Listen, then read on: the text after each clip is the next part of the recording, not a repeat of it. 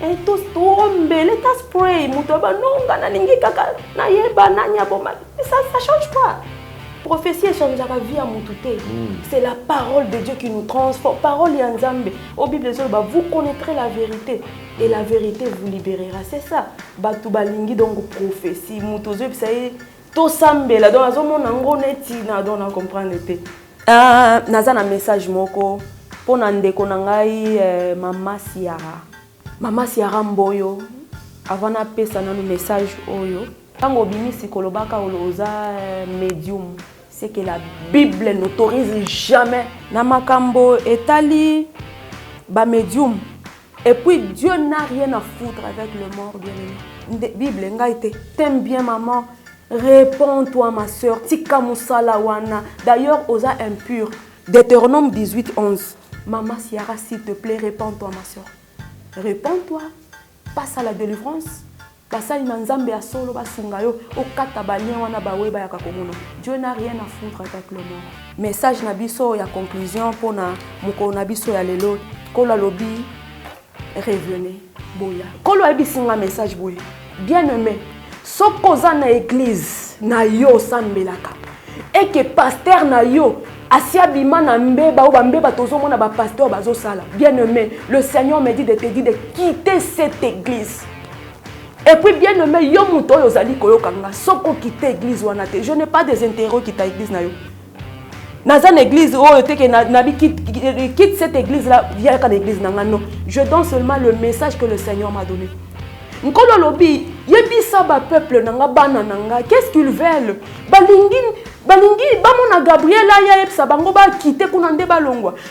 Ndeko moko ayebisinga non, ngata pasteur nanga zandoki aza homosexuel, je m'en fous, ngana kenda koloka parole. Bien aimé, basali nzambe asolo nkolo lobi na yebisa bino. Yo moko mi yebiso ko za vrai serviteur. Le vrai serviteur. Kolo lobi cessez d'être négligent.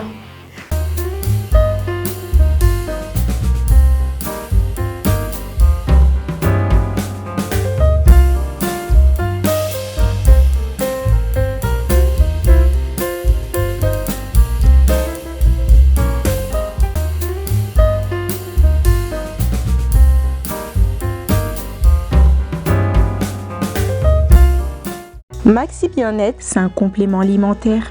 Les plantes qui sont à l'intérieur nettoient le sang, ça régénère le corps, il stabilise le diabète, ça stabilise la tension, il éradique les hémorroïdes, solution pour les érections, éjaculation précoce et faiblesse sexuelle. Vous avez la prostate? Prenez vos médicaments, en même temps prenez Maxi Bien-être. Les femmes également qui souffrent du diabète, Maxi Bien-être soigne et la vie change. Tous ceux qui prennent Maxi Bien-être, regardez leur aspect, ils dégagent la jeunesse. Prenez une dosette, remuez avec un verre d'eau chaude et vous buvez, vous serez en bonne santé.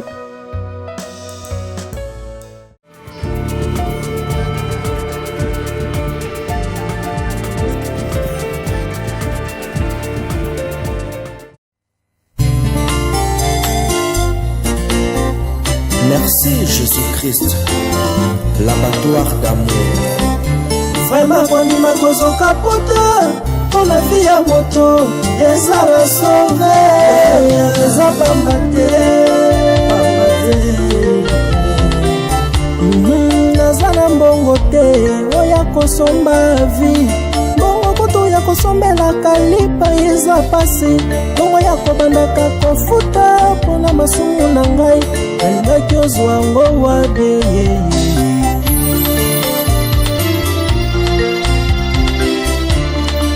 Zana mbongo te oya kosomba vi mbongo koto ya kosalela provision kotiana ndako pasi mbongo ya kobandaka kofuta mpona masumu na ngai nalingaki ozwa ngo wabie nasombaka ntaba mobimba nasombaka ngombe mobimbe mpo nakende kotumba ngo mpo nazwa bolimbisami ya masumu na ngai.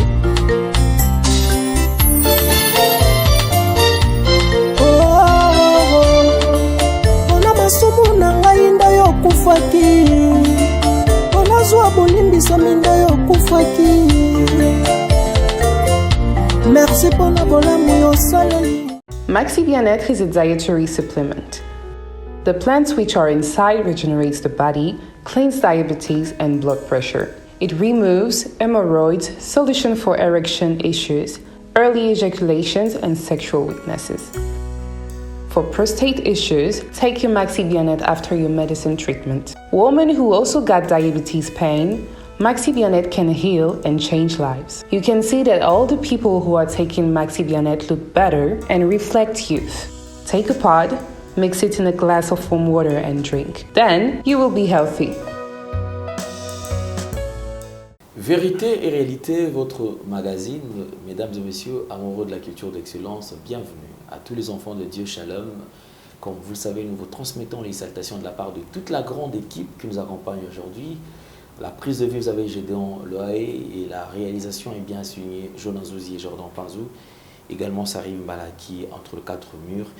Mesdames et messieurs, nous allons aborder le tout premier élément, c'est la fondation d'Élé au cœur de la nation ainsi que l'orphelinat Famille du Cœur Christ Rédempteur. À travers cette opération, soyons sensibles aux cris de détresse et voici une opportunité qui nous permettra d'aider bien les orphelins, les démunis, ceux qui sont dans la rue. Alors, sans faire plus de parlotte, nous allons découvrir cela en images et on se retrouve tout juste après. Tango nyonso molinganga nazalaki komona baninganga na baboti na bango nanga baparent baza te vi nanga pasi. Est-ce que kokufela baboti eza lisumu? Kozanga baboti est-ce que eza lisumu? Voilà, na kopesa bino message. L'orphelinat Christ Rédempteur et ana posa lisunge na bino. Tala musala munene ezosala pona bana. Tala musala munene ezosala pona bana oyo mokili etiki ebwaki. Mais nzamba atelemi na nzela orphelinat oyo pona ko encadrer bana oyo. Yaya lisungi na yo to ana ngoposa. 1 euro no to ana ngoposa pona mwana moko. Tango mwana moko alie nzambe ya bitike oya permettre ete na nzela no mwana alia akobosa na ote. Voilà message ya l'orphelinat Christ Rédempteur to ana besoin lisungi na bino. Ba numéro za na se kota contact na biso assistance na yo et aux lisungi pona bana. Que le Dieu des orphelins a bénir diama mtu nyoso ja ta likanisa ko sala quelque chose. Pour sali yango zamba pambola bino. Une nouvelle opportunité avec Toronto City, désormais avec plus de détails. Déjà 3 500 $, vous avez droit à un terrain. Ceux qui sont là déjà nous expliquent comment faire. Suivons. Yasika na Kinshasa boye tikala kozala te makelele tata lopango esili Toronto City à Maluku bana RDC congolais opportunité ya sikamo na mboka pe sibiso avec 4 000 $ ya pamba koma tata lopango to mama lopango. Avec le 4 000 $, okoki kosomba cash ou soit par tranche. Par tranche et salami ndenge nini.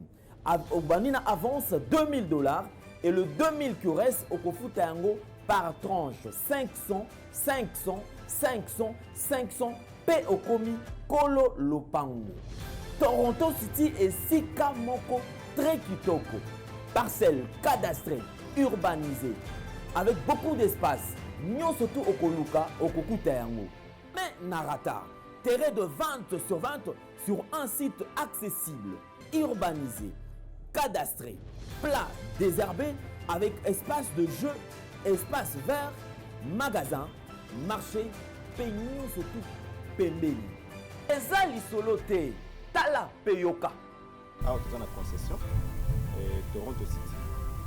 Tu as une commune à Maluku. La ville province de Kinshasa, la République démocratique du Congo, et une concession Toronto City. Et après avoir fait la politique, il y a immobilier, foncier et tout. Là, il y a géo, localisation, tout pour que quelqu'un puisse pouvoir faire la situation. Concession est bandée et si vous avez ma borne Oyo, à 2 entrées, raccourci à Makolo, na entrée Oyo, il y a Mutuka. Donc, raccourci à Makolo, c'est-à-dire à 15 minutes, vous êtes déjà dans Makada. Oya Moulaï, c'est juste pour dévier, pour que les soient fiables, de ce ça. Dans la situation, surtout, nous avons les avenues, les grandes avenues de 8 mètres et des directions plutôt de 8 mètres et les avenues de 7 mètres. Alors que la parcelle dans il y a 20 mètres sur 20 ou bien 400 mètres carrés. Voilà. Du fait que nous sommes juste à l'entrée, nous sommes National Cameraman pour que tu visites nous surtout. La réalité, vous voyez, les bornes sont là, les bornes cadastrales, et puis tu visiter nous surtout. Parce que c'est quelque chose à moulay. C'est quelque chose à mouner, n'est tellement facile. Komi Tata Lopango, Tona Komi Mama Lopango. Yoka pour tout contact. Je précise bien. Contact Yapoto Ezali.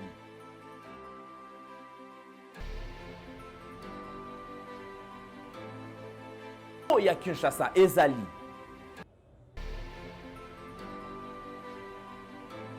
Mbongo ya muke avec $4000 au komi Tata Lopango. To Mama Lopango. Makelele ya Bayer. Bayo.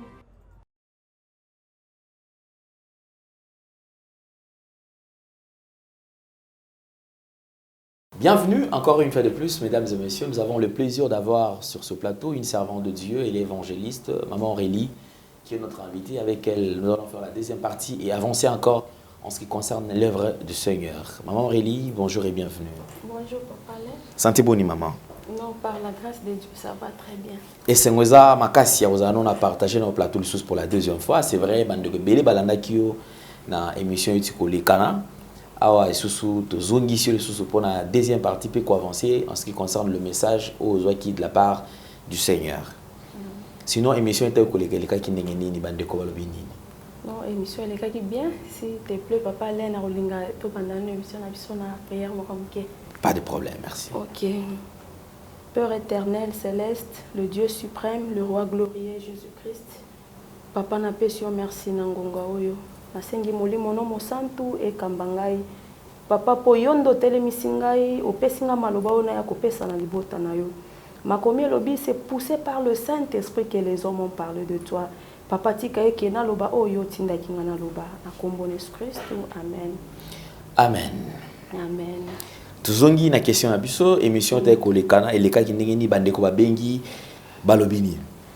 Non, na sepelaki batu babengi en tout cas batu ba encourager nga batu ba féliciter nga na courage wana parce que mutu mosusu pe eza donné à tout le monde té mutu mosusu au monde a soni boye mais beaucoup de gens m'ont encouragé et puis batu mingi ba bengi nga ka batu libanda mais là je m'inquiétais en tout cas na Kinshasa na yambi atapel mon côté mingi batu libanda oui et puis et le comment na sali moi remarque batu balingi prophétie Papa Alain.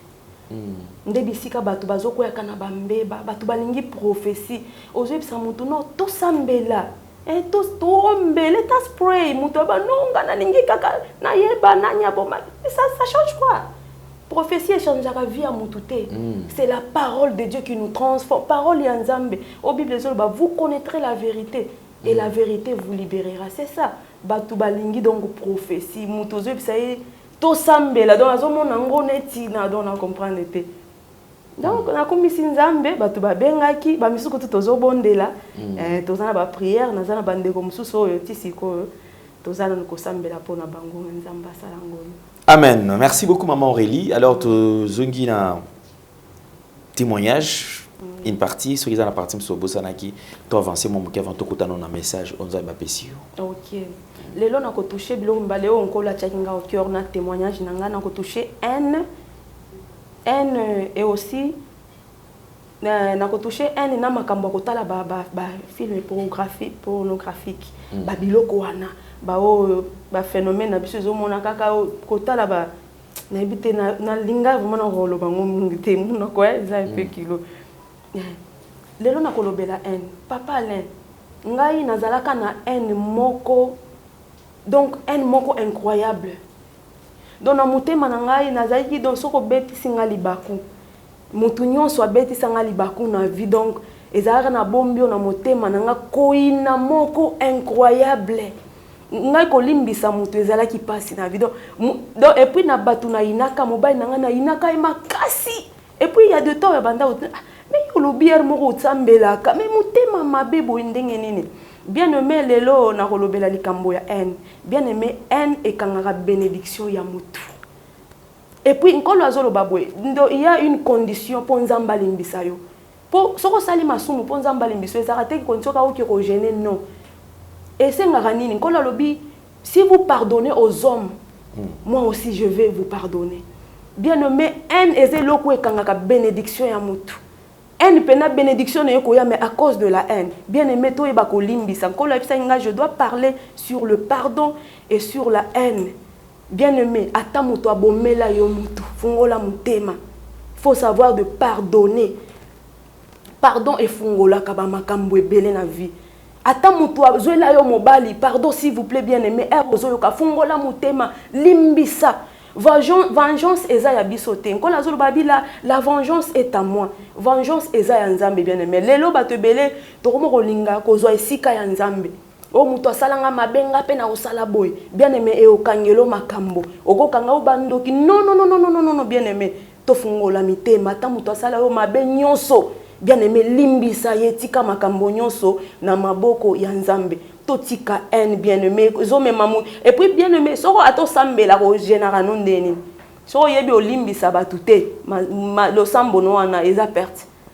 En tout cas quand je dois parler sur la haine, sur le pardon batuto ba ko limbisa mama fungola mutema limbisa s'il vous plaît bien aimé, essayez un peu de pardonner et puis pardonner aussi oublier.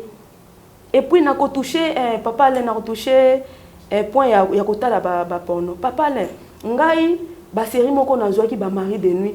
Et ba mari de nuit na ba kimisanga chambre bien aimé. Oui, nga nazwaka ba mari de nuit ba kimisanga chambre. Nazwa ba mari de nuit comment? J'avais une amie wana ba papa na retouché bino momuke. En tout cas bolimbisanga. Ami wana azaki marié. Maintenant episinga mobile nanga ça fait 6 mois. Ce qui kaka na ningina simbo ne me touche pas. Maintenant moi c'est ça nini akomi na ami moko boy bazara nekal ami wana komo tindele ba film mabe et cet ami là me dit que biloko ndé donc yangonde biloko esungaka biloko esungaka so katali moi ba film wana ale esungiye ozomona papa bisika bino bomemaka maman siko ndeko nanga wana par curiosité nga pe na yebisi nga bi est-ce que je peux regarder papa lozoka na yebisi est-ce que je peux aussi regarder nazwa téléphone ndeko natala ngota mingi te papa le natali karamoke waouh ko banda jour wana papa le na biso ba mari de nuit moko nga na vivre na vie na nga na ebité na ki ma chambre na komo la na salon à cause de ces choses là. Biloko wana bien aimé message nkolo apesi ngai lelo tozana na phénomène soki phénomène mutakala bolimbisa ngai excusez-moi pour le terme phénomène mutakala bien aimé mutakala wana eza stratégie ya sika monde à ténèbres ezo salema eza na musicien moko ya mokili mikolo azana ba succès belé musicien na mokili soki bozongi mwasima ba publiaka ye bino bomoni kaka ki ba se publier non eza condition moko satanique ba pesi bango c'est pour avoir du succès et puis eza pona ko benda pe ba chance na bino bien aimé et puis bozo za l'envoûter na kotala ba mitakala wana bien aimé arrêtez papa les choses graves na za na ndeko moko aza mwa saliba abomba ba biloko wana na yebiso donc na yebité une femme mariée abomba ba biloko ezaka muke etala emikolo na zu ya sika biloko wana nkolo abisinga yebisa bana nanga batala kamitakala ya batu wana te c'est pour vous envoûter ba mari de nuit bazokotela bino na nzela mutakala le femme de nuit bazokotela bino na nzela ya biloko wana bozota ces gens là bazako envoûter bino bien aimé bazako envoûter bino bolongwa na distraction wana arrêtez bien aimé soki na téléphone na yo ozana biloko wana bien aimé s'il te plaît yozo yokanga yeba kolongolango bien aimé je me demande papa le nazana mukomosu ba ibinga phone oyebi prière à liboso na yebisaka nkolo na bi seigneur phone wana il faut ezonga kaka po eza na buzo ba moko te na kati phone wana na bombango ba nzembo na bombango kaka biloko eza na lokumo et Dieu m'avait fait grâce phone mona na te mais mutu wana iba phone a futaka ngambongo nanga bien aimé je me demande le loso ki nkolo aya sengio phone est-ce que tu auras le courage de lui donner ton téléphone atala tant que mon Christ. Arrêtez d'avoir ces trucs de choses bien aimées. Botala kamita kala ya batuana te bien aimé. Batuana eza stratégie à sika. Oyo monde à ténèbres pesi bango. Erbino bozotala bango succès zo mata. Erbino bozotala bazo benda bangenge na bino bozota bien aimé arrêtez ya kotala biloko wana. Donc wana eza moi partie nanga ya témoignage oyo na ninga kina pesa. Merci beaucoup maman. Alors je crois que pour Naba Nanzambe surtout Si nous avons encore reçu la servante de Dieu, évangéliste Aurélie, c'est parce qu'on a besoin à ce que tous soient sous l'ainsi Dieu l'Éternel. Quel est le message que le Seigneur a prévu pour na yum totala, pour na biso otozo landa et aux ala malam, aux ala très attentifs, aux ala stylo, aux ala cahier, zoa pour ne pas rater quelque chose et surtout bénéficier de la grâce aux Nzambaché Katina servante naïe. Merci beaucoup. Alors écoutons tous attentivement. Maman Aurélie, vous avez la parole.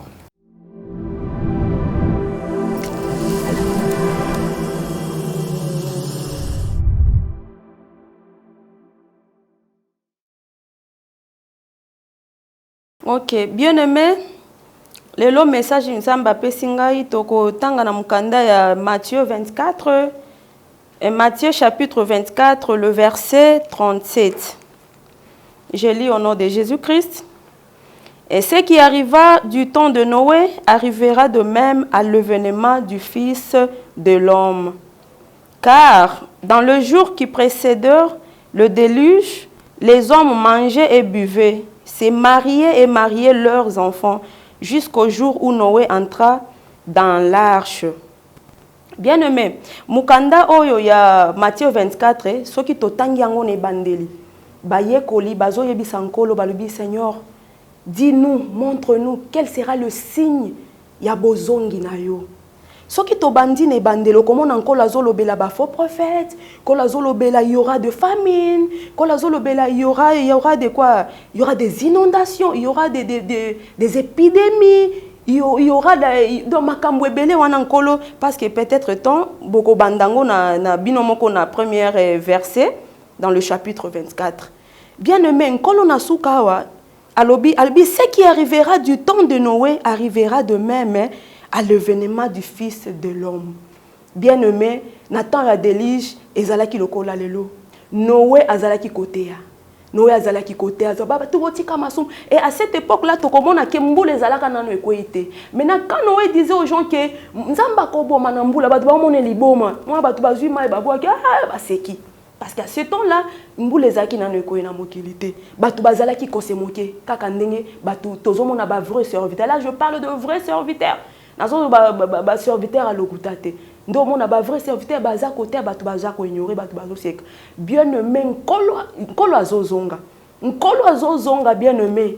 Kolo azako zonga alobi ce qui arrivera du temps de Noé arrivera de même à l'avènement du Fils de l'homme. Au temps de Noé bien-aimé masumu elekaki. Batu bazali ki mobali na mobali bazobala. C'est que nous voyons aujourd'hui.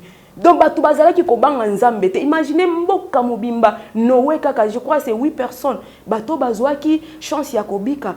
Bien-aimé ezalaki kaka lelo. Batu bazo mela batu na distraction na teso. Tindenge déluge et yakikoya. Bien-aimé, nkolo moi mon ministère que le Seigneur m'a donné, nkolo lobi na teaka sur la repentance. Et le Seigneur na kemo muke parenthèse. Nkolo bisinga soko moni serviteur nyonso bien servante.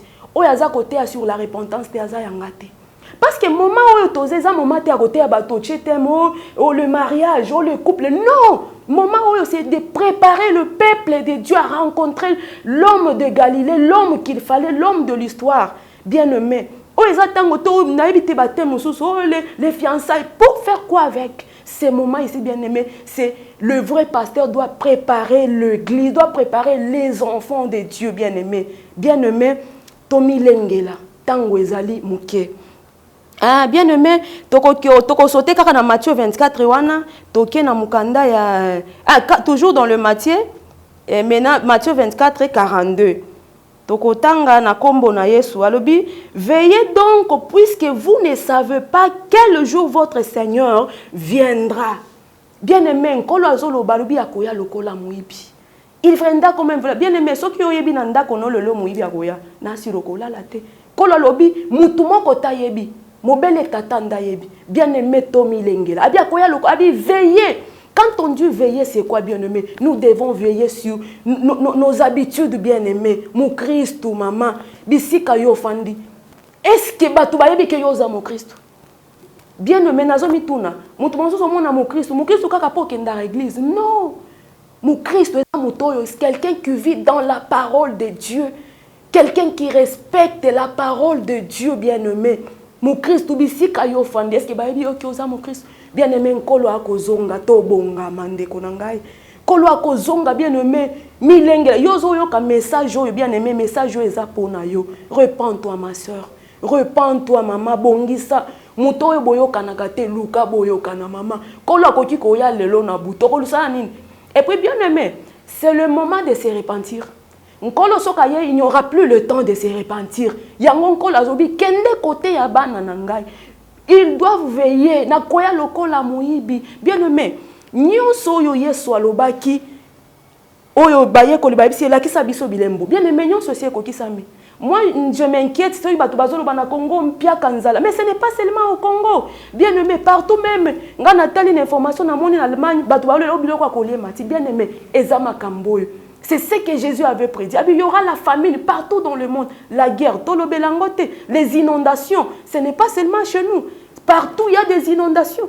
Bien-aimé, talama kambolelo masumu niveau est commis, bien-aimé. Talama sumu bisiki est commis. Et chose grave. Et chose grave. Et kotiti na lingomba na nzambe. Tozo mona ba scandale ezo salema. Bien-aimé, Tomi Lengela. Bien-aimé, lengela, mi lengela, maman, repends-toi, ma soeur, repends-toi, bongi sananzambe na yo. Bien-aimé, moi je l'aime parce que c'est un Dieu compatissant.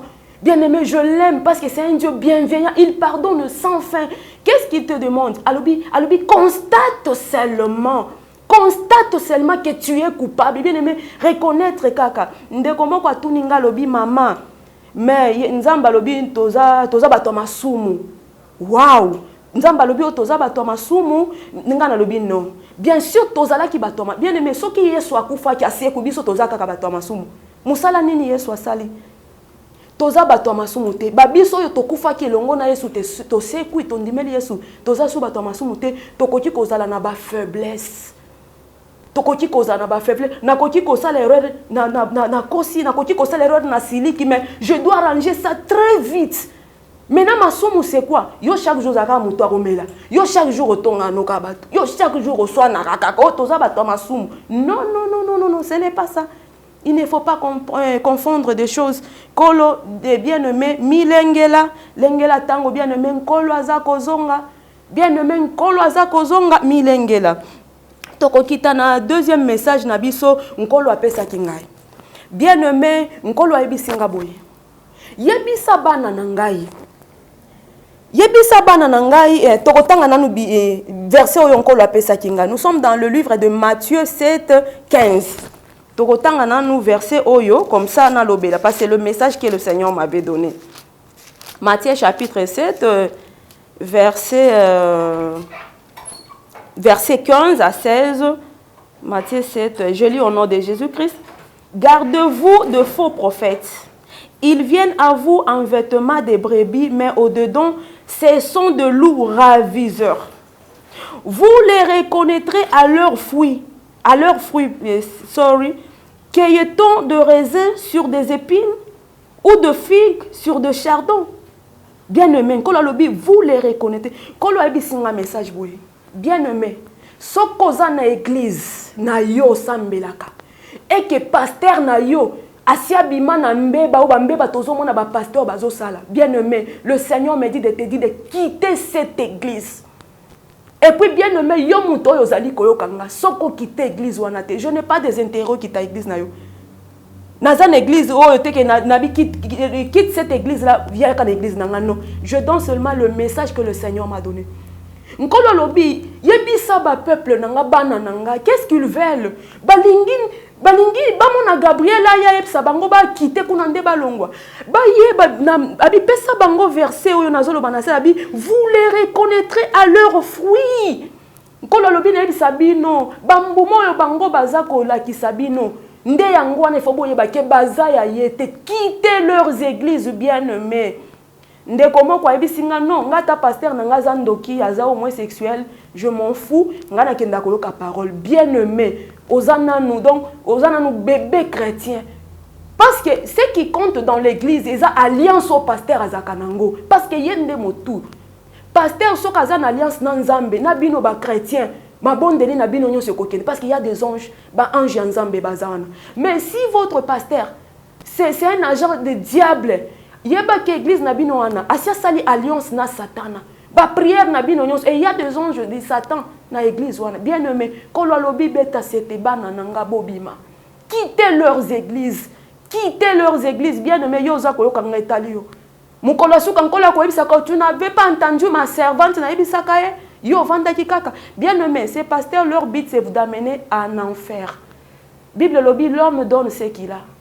Pasteur na yo sokaza homosexuel, qu'est-ce qu'il va te donner? Qu'est-ce qu'il va te donner? Soki pasteur no musane kaka kindumba publication kaka mabe escroquer, qu'est-ce qu'il va te donner? Kolo lobi yebisa bango na loba ki boye, na yebisa ki bango ba pasteur bakoya ebele. Alobi, gardez-vous de faux prophètes. Ils viennent à vous en vêtements de brebis, mais au-dedans de, ce sont des loups raviseurs. Bien-aimés, batouana baza babom. Ils sont des loups raviseurs, bien-aimés. Baza kozwa ba chance na bino, baza ko envoûter bino, bien-aimés. Demande-toi depuis tu es dans cette église-là. Bien-aimé, makamboni nyango ezo changer na vie na yo. Chaque jour yo le la rakaka. Bien-aimé, nzambe ni na omi tuna nzambe ni nyango wana, muto ale la rakaka, muto ale la rakaka. Bien aimé, quittez leurs églises. Quittez leurs églises. Et puis, nous avons dit Singapour. Là, tu as Jacques 4:8. Nous sommes dans le livre de Jacques.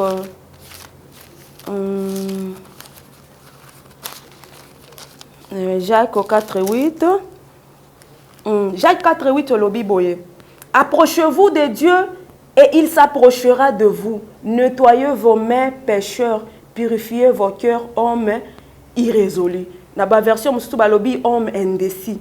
Bien aimé, c'est simple. Quand le lobby, approchez-vous de Dieu. Il n'a pas dit approchez-vous de chez moi dans les églises. Non, approchez-vous. Bien aimé, mais tel que tu es là même dans ta maison. Moi, j'ai rencontré Jésus dans ma maison. Bien aimé, j'ai rencontré Jésus dans ma maison. Dieu m'a parlé. Bien-aimé, alobi, approchez-vous de Dieu et il s'approchera de vous. Bien-aimé, bien-aimé, comment on cherche Dieu, même dans ta maison, au bon délié. Sacrificateur, non. Soyez bien-aimé. Bien-aimé. Quittez leurs églises, bien-aimé. Bolingi nini, bolingi bawe baya. Botanga na Biblia li solo ya pauvre Lazare. Lazare pauvre riche wana zo ba Abraham tinda Lazare akende koyebisa bango ke akeyebisa bandeko nanga ke babongisa bizaleli po sino ba ko rejoindre nga na bisika passe. Abraham alobi ils ont le prophète là-bas. Bien-aimé, les lonkolo atindi nga na yebisa yo. Quittez leurs églises s'il vous plaît. Bien-aimé, ceux qui pasteur dans la salle mbeba moko a télémi à se repentir zala. Mais ceux qui pasteur dans la zaka muto bambeba quitter leurs églises, bien-aimé. Wana eza message na biso ya mibale. Troisième message, le Seigneur me dit de vous dire examinez chaque gospel music. Bien-aimé, musique chrétienne, quand la Bible vous devez examiner. Yango bien-aimé, boluka boza na attachement na Nzambe. Quand tu as l'attachement à Christ. Et zakata ceux qui pasteur azoté à faux. Tant yo fan mo mérité oh ala lokuta. Quand tu as le Saint-Esprit en toi, bien même gospel music, bien aimé ba gospel ebele eza ya Nzambete. Nde place na mona Satan ndire mutu na esala bien te poye alingane atana seku na ezaye mais likolo ba tia kombo na Yesu. Mais notre Dieu ce n'est pas comme ça. Notre Dieu nous exige d'avoir un attachement sans partage. Donc Nzambe so ozaye zalara yaye. Bien-aimé, examinez chaque gospel musique. Ba musique ebele bazotanga ka Yesu na sekuna baza ko adorer banzambe lisusu. Wana eza message na biso oyo nkolo apesa ki biso. Bien-aimé, message musunkolo abisinga boy. Yebisa bana nanga batanga ka Bible. Ayez l'habitude de lire la parole de Dieu. Bien-aimé, lelo bazoko sabino église mususu melisa mutu pétrole, melisa bo délivrance. Tout cela, c'est parce que Batou Bazako Tangali Lobate, bien-aimé, ayez l'habitude de lire la parole. Dans le livre de Josué 1:8, quand la Lord a dit méditez jour et nuit ma parole. Yangonde kola kisabiso lolenge nini yakotambola. Bien-aimé, ayez l'habitude de lire la parole. Ayez l'habitude. Ndena nzela wana bien-aimé okobanda koyoka nzambe. Wana eza message nabiso. Bien-aimé, Ok, Nkolo Ebi Singaboy. Nkolo Lobi, le secret, il y a cause à l'intimité dans Nzambe. Ce n'est que la crainte de Dieu. Bien aimé, cause à la communication dans Nzambe. Pour que Nzamba banda ko lobela yo, Nzamba banda ko sa elobi kamwa. Bien aimé, ce n'est que la sanctification. Bien aimé, makambo Nzambe anango compliqué te. Bobangi na Nzambe kaka. Kolazo senga biso, nous devons pratiquer la justice, la fidélité, la droiture. Marcher dans la sanctification, bien aimé, dans la sainteté, bien aimé. Koboya masumu ndekona. Bien aimé, le péché nous humilie, masumu. Le péché nous humilie, bien aimé. Le péché nous prive de la gloire de Dieu. Bien aimé, masumu nde porte d'entrée à Satan à vie na biso. Bozo kanga bandoki pambondo non, regarde-toi toi-même. Vin, ndenge nous nozo mener vie na yo, bien aimé. Ndenge nous nozo mener vie na yo. Les lotozo banga bandoki ne sika ko banga masumu, bien aimé. Mutazo banga bandoki o bandoki bangande masumu parce que masumu wana nde yango ezo fungola porte bandoki bazokota na vie na yo. Bien aimé, repens-toi ma sœur, repens-toi maman, luka Nzambe na bosolo. Kolu Nzambe zate ke soko ke prier o so sambela mingi. D'ailleurs Bible lobi il n'exauce pas la prière d'un pécheur. Bien aimé Nzambe abi nkolo lobi rien ne manque à ce qu'il craint. Bien aimé, banda ko banga Nzambe maman. Banda ko banga Nzambe, tambola na bobangi na Nzambe, bien aimé, arranger na batunyon so bobe bana, arranger. Bien aimé, toko la mukalobi ye soyez. Osuka wapi. Oyebi senkolo, non, laisse-moi d'abord me repentir. Non, tu n'auras plus ce temps-là, c'est le moment.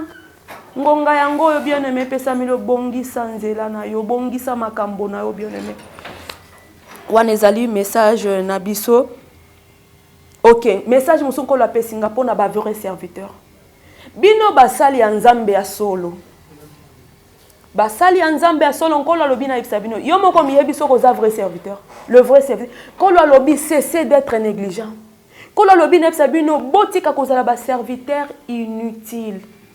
Botika kozala ba serviteur inutile. Bozomo na ba faux serviteur wana makambo bazo sala. Bazo égarer peuple de Dieu. Baza ko égarer peuple de Dieu na matea ya mabe matea ya lokuta. Baza ko permettre na bana na Nzambe basala ba sodomi makambo yonkolo apekisi. Bien aimé, le vrai serviteur botelema bo panza sango malamu. Wana ezali message na biso. Nkolo alobi boye. Yebisa bana nanga bazala décourager te na ba scandale nyonso bazomona oyo basali ya Nzambe soi-disant basala Nzambe baza kosala. Nkolo alobi yebisa bango bazala nesengo. Parce que Nathan otokomi muto bomba mazate nkola zo bimisa mutuna poisa kola zo bimisa nkola lobi yebisa bana nga bazane sengo kola lobi azo permettre makambo na bango bi mapolele pomino bomona botika ba faux serviteur wana bien aimé ozo mona pasteur na yo makambo mabezo sala uzaka ka wana mama et puis la plupart beaucoup boza envoûté la plupart les appels faute na binoté boza envoûté mais na kombo na Yesu Nzambo ya kangolinga na masumu, le Dieu qui m'a racheté, le Dieu qui m'a établi, le Dieu qui m'a désigné, Jésus-Christ de Nazareth. Je vous libère dans ces églises, na kombo na Yesu Christ. Yo zali kolandanga, je te libère dans les églises, wana ezaba temple satanique. Je vous libère au nom de Jésus-Christ. Bolongwa botika ba faux serviteur wana.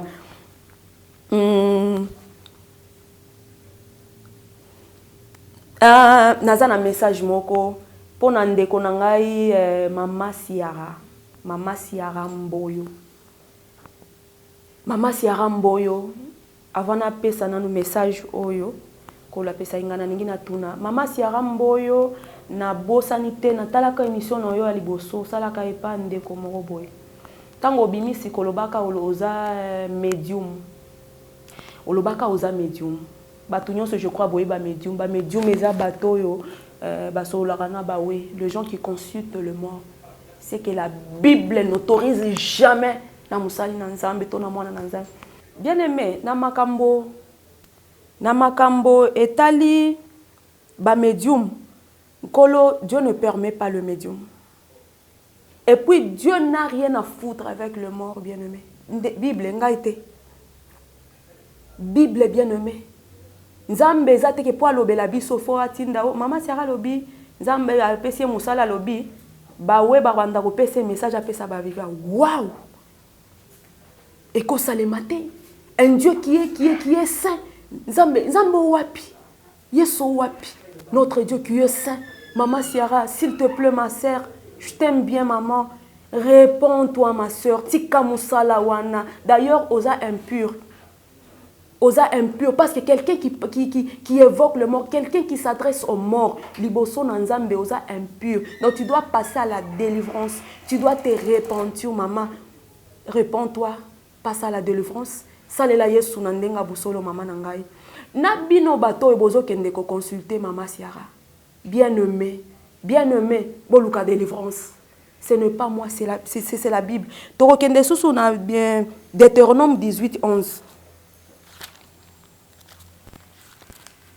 Deutéronome 18, 11. Ezolobela musala oyo mama Ciara mbwa salaka. Donc, et pas nanzambe musala on existe raté. Donc, ekosimba te Deutéronome 18, verset 11. Ok. Qu'on ne trouve chez toi personne qui fasse passer, là c'est 10. Qu'on ne trouve chez toi personne qui fasse passer son fils ou sa fille par le feu. Personne qui exerce le métier de devin, d'astrologue, d'augure, de magicien, d'enchanteur, là c'est 11, personne qui consulte ceux qui évoquent les esprits ou disent la bonne aventure, personne qui interroge le mort. Qu'on ne trouve jamais chez vous. Bien-aimé, bino bokonsitaka mama Ciara. Problème na bino parce que vous n'avez pas le temps de lire la parole de Dieu. Yango bazo kosa bino bien-aimé, lisez la Bible bien-aimé. Lisez la parole, demeurez dans la prière, lisez la Bible, bien-aimé. Bien-aimé, la prière, la sanctification, bien-aimé. La sanctification, la parole de Dieu. Lire cette parole, bien-aimé, maman Ciara, s'il te plaît, réponds-toi, ma soeur. Réponds-toi, passe à la délivrance. Dieu n'a rien à foutre avec le mort. Là, message nabiso ya conclusion pour na moko nabiso ya lelo ezali ke bien-aimé kola lobi revenez boya kola zana bosengi na bien-aimé boya c'est un Dieu compatissant, il pardonne kota la tema beonga na salabo non, il pardonne sans fin, il pardonne, c'est un Dieu bienveillant, bien-aimé, il est lent à la colère, s'il n'était pas lent à la colère, bien-aimé na makambonyo soto mona si aziki sika mokilangote. Si abeti kambula noé, bien-aimé, c'est un Dieu compatissant. Bien-aimé, zongela nzambe, lukaye, ko luka. Et puis Dieu me dit ça. Yebi sa banananga, ba zongela ngate ko lukanga na ba église parce que ozo risquer église OK, ndeko moko na tale mission na ye. Azaki pede. Ake pas passer pasteur na ningi passer mo ko misi likango na. Vous voyez un peu. Bien-aimé, luka nzambe d'abord yo moko, entre dans ta chambre. Bondela. Na sepelaka na témoignage ya maman nabiso Jenny, maman Jenny Fernandez. Alobi moko muswera zaki na bavina ya mabe akota pena na chamba leli nzambe viona. Et Dieu a entendu malgré tellement de décisions zwa ki katina e. Elle a nzambe na nzamba yokaki. Bien-aimé, entre dans ta chambre, prie. Ça là nano intimité personnelle na nzambe. Alors on la ko orienter yo kende na église kingani. Tu risques ya robana ki roluka nzambe na église kingani pasteur wana grand sataniste olinga ko makambo wana teke aussi repentir au tikamabe. Bien-aimé, repentez pour tozongela nzambe bien-aimé. C'est un Dieu d'amour. Il est le Dieu qui pardonne largement. Bien-aimé, le péché nous humilie. Bien-aimé, le péché nous prive de la gloire de Dieu. Bien-aimé, porte d'entrée na vie à mutu pour bandoki, pour basat, banini, bakota, c'est le péché. Et puis diable, ayebi que notre Dieu c'est un Dieu de principe. Bien-aimé, soko tambola na obanga nzambe, diable pour abunso alonga, yo de fois tout na permission, ndenga ke no tout na permission pas na nzambe pour na Job. Oso comprendre, il faut tout na permission, reste dans la sanctification. Arrange-toi avec le Seigneur bien-aimé. Réponds-toi ma sœur, que Dieu vous bénisse. Amen.